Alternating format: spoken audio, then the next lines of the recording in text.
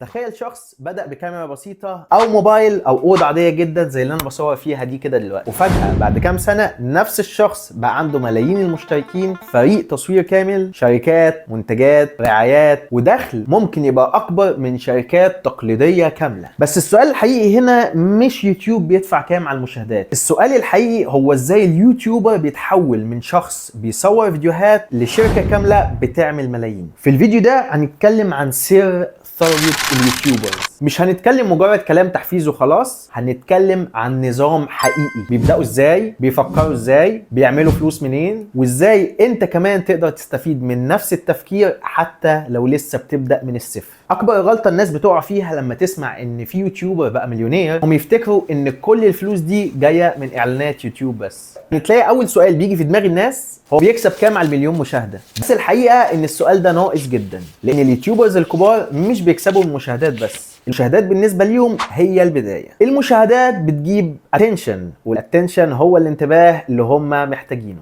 انتباه بيبني جمهور، جمهور بيبني ثقة، والثقة هي اللي بتتحول لفلوس. ده أول سر مهم جدا. اليوتيوبر الذكي هو مش بيبني مجرد قناة، هو بيبني اسيت او اصل بيفضل مكمل معاه طول العمر. زمان لو كنت عايز توصل لملايين الناس كنت محتاج قناة تلفزيون، محتاج شركة انتاج، ميزانية ضخمة، او ان حد يديك فرصة. لكن النهاردة شخص واحد ممكن يبدأ من اوضته زي ما انا عامل كده، يبتدي ينزل محتوى، وبعد فترة يبقى عنده جمهور اكبر من جمهور قنوات اعلامية كاملة بميزانيات ضخمة. وده بالتأكيد غير اللعبة تماما، لان اللي معاه الاتنشن او الانتباه هو اللي معاه القوة، وهو اللي هيكون بيجذب اكبر شريحة من المعلنين. الشركات لما بتدفع عشان توصل للانتباه ده، ان انت عندك جمهور منتبه لكل محتوى انت بتنزله، فبالتالي تتحول قناتك لماكينة اعلانات بالنسبة لهم. فبالتالي الجمهور اللي عندك ممكن يشتري المنتج اللي انت بتعرضه او الخدمة عشان واثق فيك.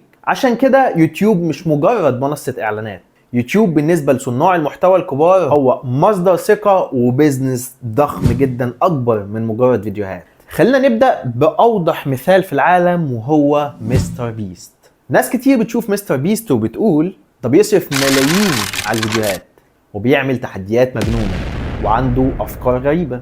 بس الحقيقة ان مستر بيست مش بيفكر كيوتيوبر عادي، هو بالظبط بيفكر كأنه صاحب شركة إعلامية. كل فكرة عنده مش مجرد فيديو، كل فيديو هو عبارة عن مشروع. في فكرة تجذب الانتباه، انتاج قوي، وحتى التايتل محسوب ان هو برضه يشد انتباهك. نفس الكلام بالنسبة للثامنيل، معمول عشان يخليك تقف قدام الفيديو بتاعه وتضغط عليه. اول 10 ثواني في الفيديو مش معمولة كده وخلاص، لا ده كل ثانية فيها محسوبة كويس عشان تخليك تكمل الفيديو للآخر. وده نتاج فريق كامل بيحلل كل تفصيلة قبل ما الفيديو يطلع.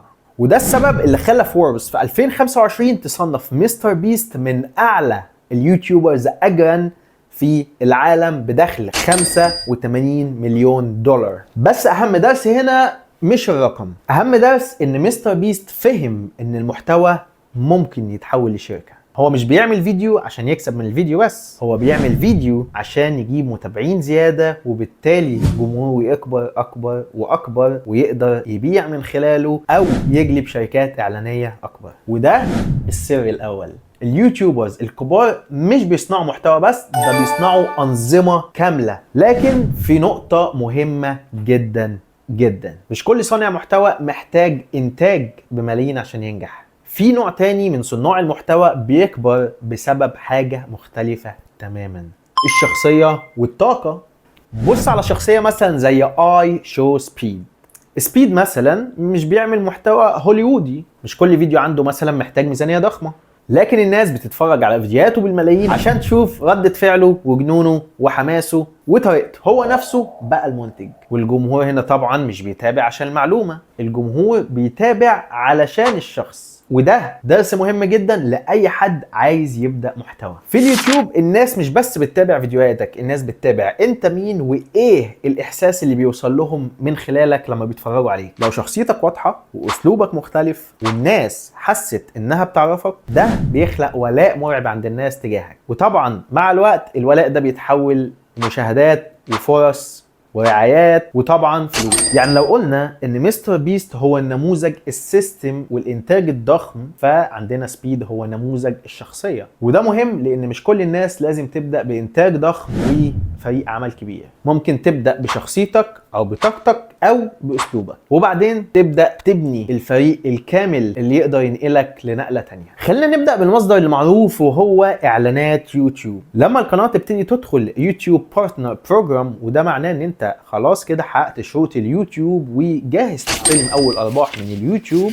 صانع المحتوى ساعتها يقدر يربح من الاعلانات اللي بتتعرض على الفيديوهات بتاعته. يوتيوب بريميوم ومزايا تانية طبعا على حسب الشروط اللي حطاها يوتيوب. بس هنا في نقطة مهمة لازم تفهمها، الإعلانات مش كلها زي بعض. يعني مليون مشاهدة مثلا في محتوى ترفيهي عام مش زي مليون مشاهدة مثلا في محتوى زي البيزنس والاي اي والتسويق وهكذا. ليه؟ لأن المعلنين بيدفعوا أكتر في المجالات اللي فيها جمهور عنده نية شراء اكبر او قيمه تجاريه اعلى. عشان كده ممكن قناه صغيره في نيتش مربح ممكن تكسب اكتر بكتير من قناه كبيره في نيتش ضعيف. بس رغم كده الاعلانات مش هي السر الكبير، هي صحيح اول باب بس مش الباب الاكبر. لو انت داخل يوتيوب وهدفك الوحيد هو الادسنس او الربح من اعلانات يوتيوب، فانت كده فاهم نص اللعبه بس. المصدر الثاني والمهم جدا هو الرعايات اللي هي السبونسرشيب، وده ممكن يكون اقوى من الاعلانات بكتير جدا. لان الشركه هنا مش بتدفع عشان مجرد تطلع في فيديو وخلاص، الشركه بتدفع عشان الجمهور اللي بيثق فيك وبالتالي هيقدر يكونفيرت معاهم ويشتري الخدمه او المنتج بتاعهم. لو مثلا جمهورك مهتم بالذكاء الاصطناعي، فطبيعي ان شركات الاي اي هتيجي تتعاقد معاك عشان واثقين 100% ان جمهورك هيتفاعل معاهم وهيشتري الخدمه بتاعتهم. او لو جمهورك مهتم بالمونتاج، فشركات البرامج بتاعه المونتاج زي كاب كات وغيرهم طبعا ممكن تدفع لك مبالغ كبيره جدا عشان خاطر الجمهور اللي عندك. برضو لو جمهورك مهتم باللياقه مثلا، براندات الرياضه والمكملات ممكن برضو تدفع لك. هنا صانع المحتوى بيتحول من مجرد شخص بينزل فيديوهات لقناه تسويق كامله. وهنا لازم تفهم قاعده مهمه جدا، كل ما كان عندك فئه محدده من الجمهور قيمتك اعلى. اما بقى لو بتكلم كل الناس، فطبعا البراند مش هيعرف هل انت الشخص المناسب ان هو يعلن معاك ولا لا، لان انت ما عندكش فئه محدده بتتفرج عليك. يعني صحيح ممكن تتكلم في اكتر من نيتش بس لازم يكونوا لينكد لبعض، زي مثلا البيزنس والتسويق، دي حاجه مثلا مرتبطه ببعض، فهنا ما فيش اي مشكله. ولكن مثلا لو انت مثلا بتعمل محتوى وليكن جرايم مثلا زي سامح سند، وتروح مثلا تعمل محتوى تاني زي الدحيح، فهنا الموضوع مش نافع تماما، انت عندك جمهورين مختلفين 100%. فده اللي بيخلي صانع المحتوى بدل ما يكون بيعمل المحتوى بتاعه كهواية، يكون بيحوله لبيزنس ماشين كاملة. هنا بقى الفلوس تبدأ تكبر بجد. اقوى صناع المحتوى مش بيعتمدوا على الاعلانات بس، هم فعليا بيصنعوا منتجات. وعشان تفهم قوة النقطة دي، بص على لوجان بول. لوجان فاهم انه عنده حاجة اقوى من المشاهدات بكتير، عنده ملايين الشباب بتتابع القناة بتاعته وفعلا واخد الاتنشن. فبدل ما يستغل اعلانات يوتيوب بس، لا، استغل ملايين الشباب اللي عنده وابتدى يصنع المنتج الخاص بيه. والنتيجة حسب تصريحات لوجان بول ان هو حقق حوالي 250 مليون دولار سيلز في اول سنة بس. فبغض النظر عن تفاصيل البيزنس نفسه، الفكرة هنا مهمة جدا جدا. فهو هنا ما اكتفاش بس بملايين المشاهدات اللي بتجيله، لا، ده استغل الملايين اللي عنده في ان هو يبيع منتج بملايين الدولارات. وده بالظبط اللي بيعمله صناع المحتوى الكبار. ممكن المنتج يبقى كورس، كتاب، اشتراك، كوميونيتي. خلينا نبسطها، لو عندك مثلا 100,000 مشتري و1% بس اشترى منتج منك، ده بيساوي 1000 عميل. لو المنتج مثلا ب$50، فده يعتبر $50,000. طبعا مش كل ده صافي ربح، ولا كل الناس هتشتري، ولا الموضوع بالسهولة دي، ولكن فعلا الناس اللي عندها ملايين المشاهدات بيعملوا ده بكل سهولة. من الآخر، لو الجمهور بيثق فيك ممكن يتحول لقوة بيعية ضخمة، وده السر التاني، اليوتيوبرز الاغنياء مش بيستنوا ربح الاعلانات، هم بيبنوا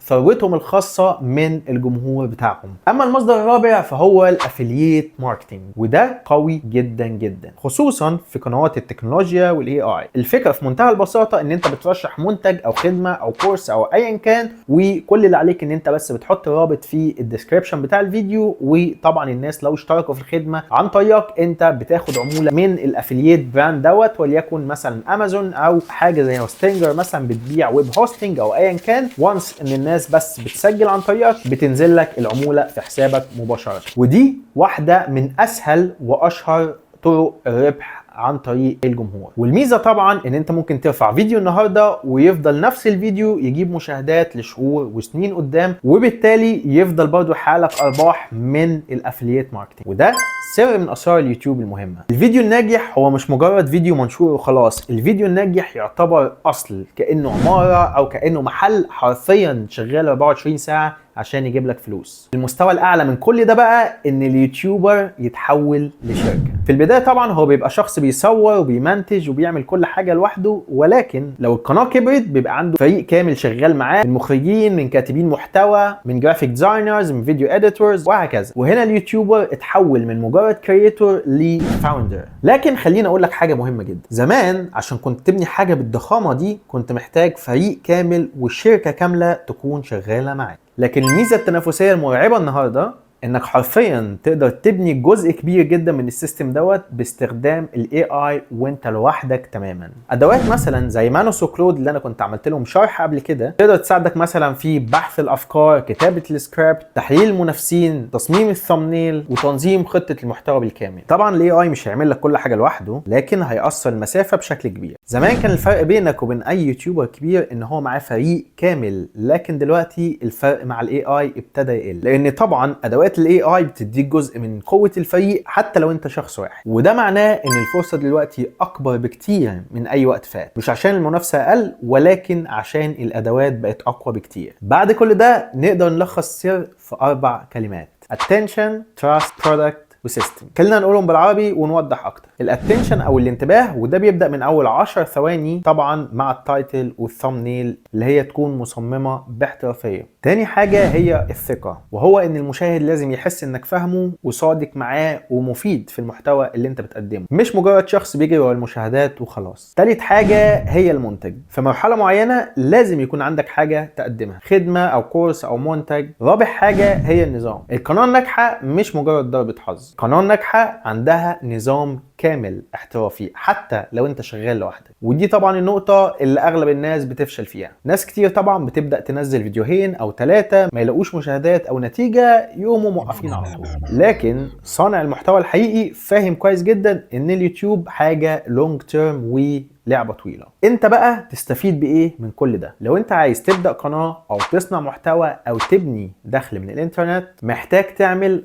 5 حاجات. اول حاجة تختار مجال فيه جمهور وفيه فلوس، زي الاي اي، البيزنس، الفريلانس. ما تسألش السؤال بتاع طيب اتكلم عن ايه او اعمل قناة عن ايه. ممكن تسأل جمهورك وهو يقولك، لو انت طبعا عندك حسابات على انستجرام او تيك توك او غيرهم. ودي البداية اللي انا برشحها لك، ان انت تبدأ على تيك توك وانستجرام وتحول الجمهور بتاعك ليوتيوب. ثالث حاجة محتاج تكتب عنوان جذاب وتعمل ثامنيل احترافية، ودول مفيش اسهل منهم لان الاي اي دلوقتي بيقدر يساعدك بكل بساطة. رابع حاجة هو انك محتاج تكون صادق في المحتوى اللي بتقدمه عشان تبني ثقة، وده هيزود فرص بيعك في المستقبل، سواء لكورسات او منتجات او ان هو يجذب شركات ان هي تيجي تعلن عندك، لان عارفين ان الجمهور بتاعك بيثق فيك ويقدر يتحول لقوة شرائية للمنتج او الخدمة بتاعتهم. خامس حاجة، ما ينفعش انك تعتمد على مصدر دخل واحد بس. صحيح ادسنس جميلة وبتدخل فلوس، ولكنها مش كل حاجة. حاول لما تيجي تبدأ قناة تفكر من بدري في الافيلييت ماركتينج والمنتجات الرقمية والخدمات، لان طبعا صانع المحتوى اللي بيعتمد على مصدر دخل واحد وهو اليوتيوب طبعا بيكون تحت رحمة المنصة. وزي ما شرحت لك ان الدخل الاكبر مش من اعلانات اليوتيوب. الخلاصة ان اليوتيوبرز المليونيرات ما بقوش مليونيرات بالحظ، هم كانوا حاسبين كل فيديو بيعملوه وهدفهم ان هو يجيب اعلى مشاهدات وبالتالي يجيب نيو سبسكرايبرز للقناه، ويقدروا يحولوا الجمهور الكبير دوت لقوه شرائيه كبيره يقدروا يربحوا عن طريقها من خلال ان هم يبيعوا منتجات، سواء منتجات رقميه او غيره، وفي نفس الوقت يجذبوا الشركات ان هي تتعامل معاهم او تتعاقد معاهم عشان يقدروا يحققوا اكبر ربح ممكن. هم فاهمين اللعبه وعارفين ان المكسب الحقيقي في اليوتيوب مش من اعلانات اليوتيوب ولكن من الحاجات اللي وراها. السؤال الحقيقي هنا اللي لازم تساله لنفسك، ازاي ابني جمهور يثق فيا؟ لو الفيديو عجبك وحابب النوع ده من الفيديوهات اكتب لي في الكومنتات كمل السلسله، ويا ريت تقول لي الحلقه الجايه تحب تكون عن مين؟ ايلون ماسك، مستر بيست، ستيف جوبز، ولا مارك زوكربيرج، بيل جيتس، ولا كريستيانو رونالدو؟ ما تنساش تعمل لايك وتشترك في القناه وتفعل الجرس عشان يوصلك كل الفيديوهات الجديده، لان السلسله دي هتكون عن الناس اللي حولوا المهارات والافكار لثروه حقيقيه. سلام.